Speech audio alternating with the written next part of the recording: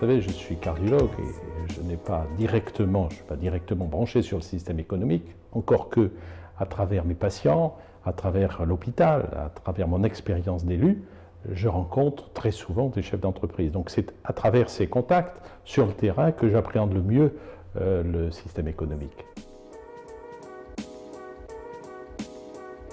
Les entreprises, c'est la vitalité du territoire, ce sont les emplois, ce sont également les impôts, puisque quand une collectivité est riche économiquement, ça permet de collecter davantage, bien sûr, sur le plan de la fiscalité, et puis de réduire aussi l'impact que ça peut avoir sur la fiscalité des ménages. Donc, la ville, la métropole, puisque c'est encore plus sa compétence, et dans la collaboration avec la région, il est évident que l'élu à la mairie ou à la métropole doit avoir sur tout le système économique une attention toute particulière. Alors bon, la collectivité, que ce soit la ville, le département et encore plus la région qui est en charge de l'économique, doivent ensemble avoir une synergie commune pour d'abord faire que le territoire soit attractif. Donc ça signifie une communication externe qui soit positive, pas repliée sur soi. C'est bien de faire les choses, mais c'est encore mieux de le faire savoir à l'extérieur.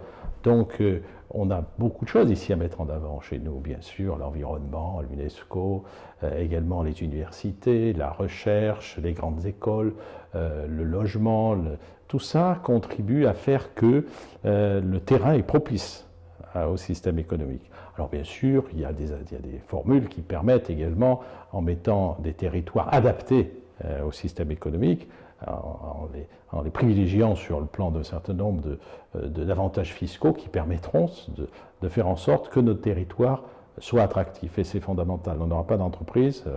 Voilà, pour que les entreprises viennent, il faut qu'elles se sentent bien localement, accueillies bien sûr dans un environnement qui est extrêmement, chez nous, exceptionnel et qui soit connu à l'extérieur. C'est ça qui me paraît le plus important.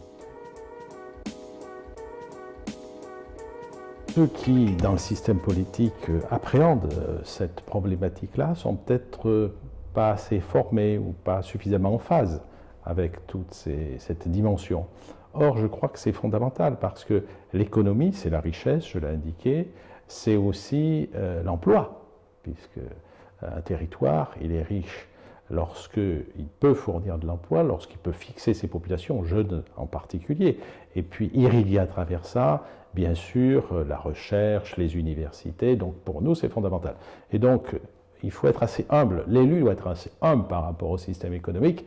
Il doit apprendre, il doit s'investir et il doit savoir qu'on doit fonctionner de façon synergique.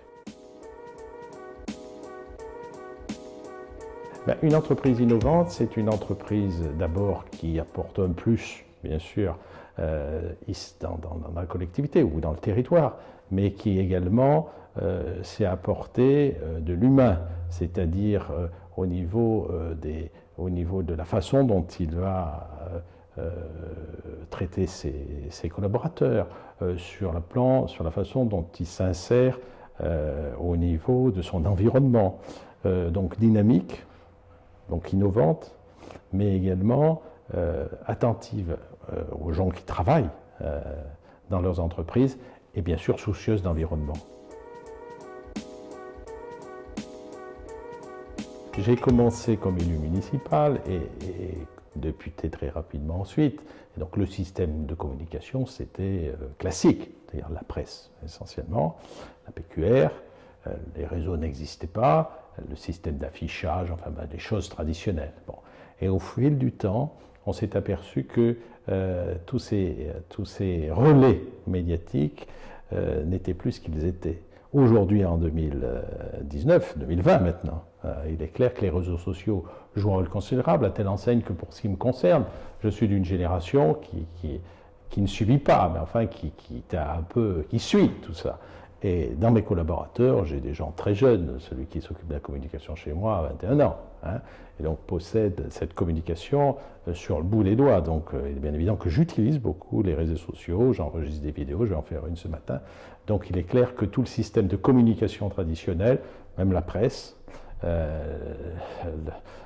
l'information papier, ça a quasiment disparu d'ailleurs, c'est contre-productif sur le plan environnemental, les affiches, tout ça c'est différent. C'est Un, les réseaux sociaux, bien sûr, et puis le contact direct avec la population, parce que ça reste ça. Il faut rester très humain.